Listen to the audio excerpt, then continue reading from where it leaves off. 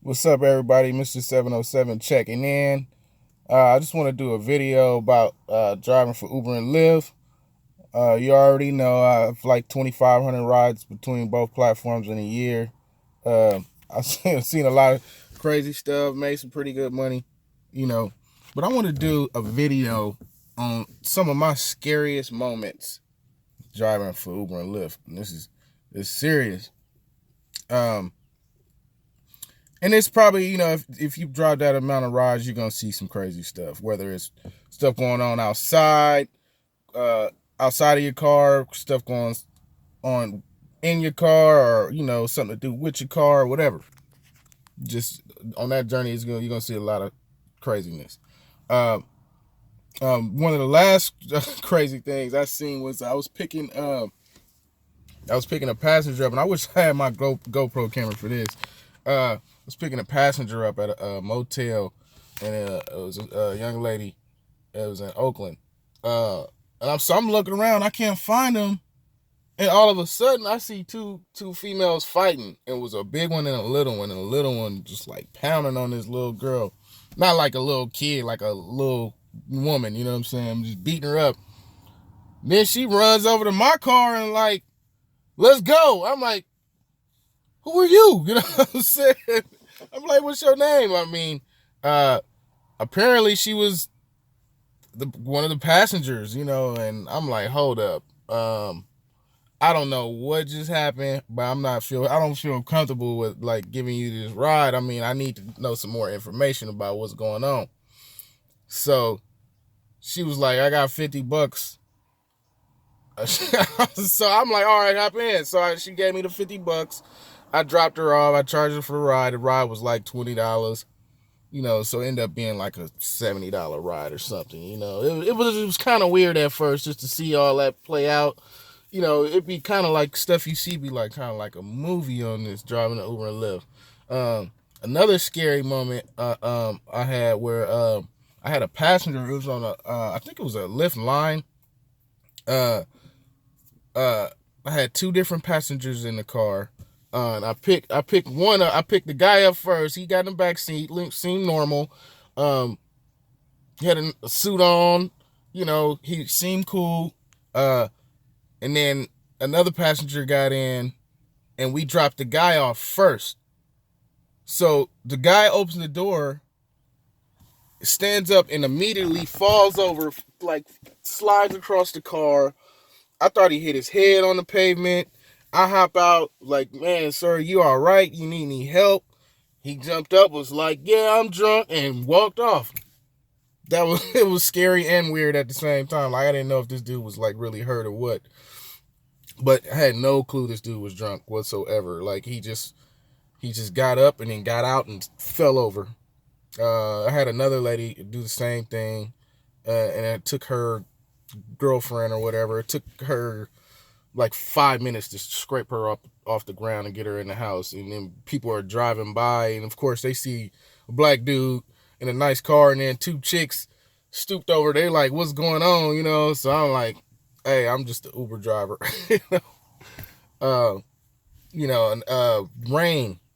Driving in rain has been scary. Like driving over overpasses. I had a passenger in my car once, and it was pouring down rain. And we had the El Nino last year. It was, I mean, I'm talking about coming down like some torrential biblical type rain. It was crazy.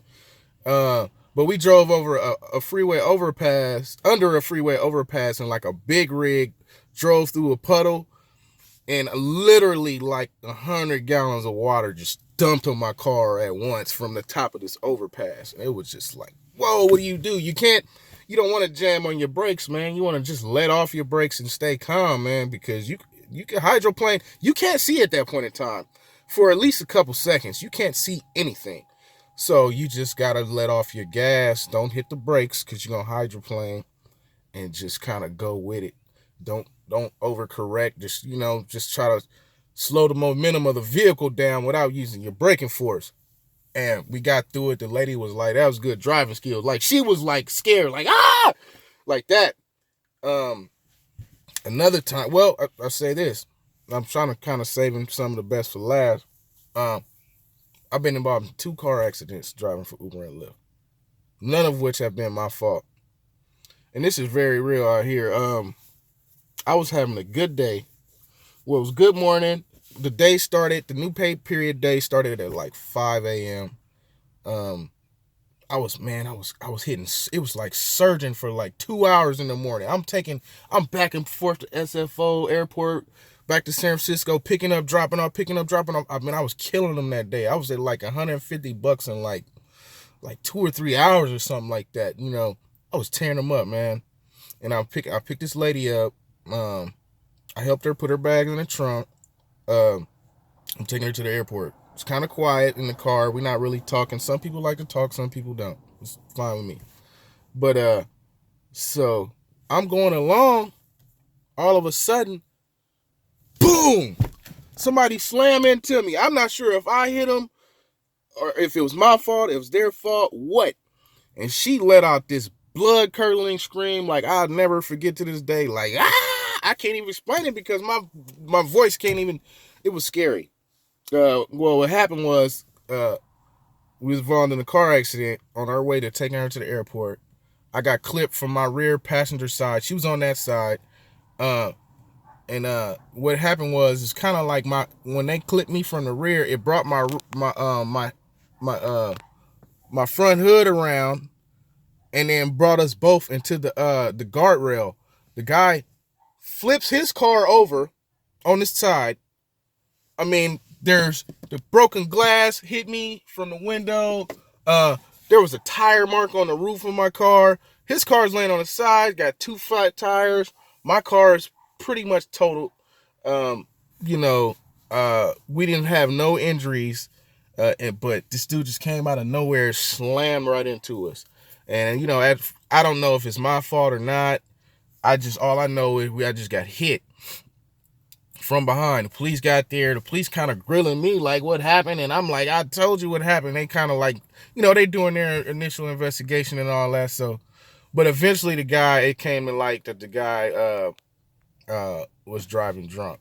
And he slammed into us. Even after he hopped out of the car, trying to see if we was all right. And I was like, hey man, what happened?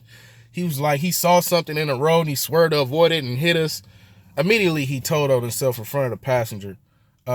But yeah, I couldn't drive for like a month until it all got sorted out and my car got paid for and all that. They paid off the loan on the car. I didn't really see no money off of that or nothing, but that was a scary moment. The blood curdling scream at this woman in the back seat after that impact. All I can do is keep calm, man. That's all I can do. I mean, you got to think this is like a 50 or 60 mile an hour collision, and then slammed into a wall. The other time I got hit, I had the app on the way to pick up a passenger, but no passenger in the car. The car wasn't totaled. It got fixed, but it was kind of scary. I got sideswiped, broke my mirror, so that was a scary moment too. I've had like some passengers that you kind of think the worst about people or where you picking up people up sometimes, and sometimes it doesn't even turn out to be like you think it is. Like I had a passenger, I picked him up from the projects one time, and it took him a while for me to find him, and he got in the car reeking of straight endo, just straight marijuana. And I dropped him off in San Francisco. He was quiet the whole time, tried to make a little small talk. He wasn't really into small talk. I was like, man, am I about to get robbed? You know what I'm saying? But, I just so happened to glance. He was asleep. He was back there asleep. That's why it's so quiet. And when we got to the next destination, he was like, all right, man, thank you. I appreciate that. And then come to find out, he actually tipped me like $10 or something like that, So, I mean, that you think sometimes you got a passenger in your car, they all bad, but really sometimes they just don't be in the mood for conversation or something like that. I got racially profiled while I was taking a break, driving for Lyft, sitting in a Denny's parking lot, just scrolling through my phone. Cop drives by.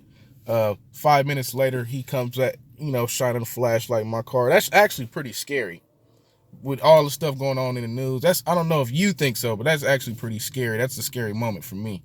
But we got through it. I asked to see a supervisor and all that, let him know I was driving a Lyft. I didn't get a ticket. I wasn't asked to leave the premises. I didn't exit my vehicle. But at the same time, it's scary. My heart was racing. My adrenaline was pumping because I was like, I don't know what's going on. I filmed it. I posted it on my YouTube channel also. But yeah, man, those are some of the scariest moments that I can think of. Also some of the craziest moments. I have some actual crazy moments, but those register as some of the scariest moments. And I've 2,500 rides. I'm pretty sure people have seen worse. But yeah, I just wanted to make that video about that. My experience with driving Uber and Lyft. All right, everybody, Mr. 707 out.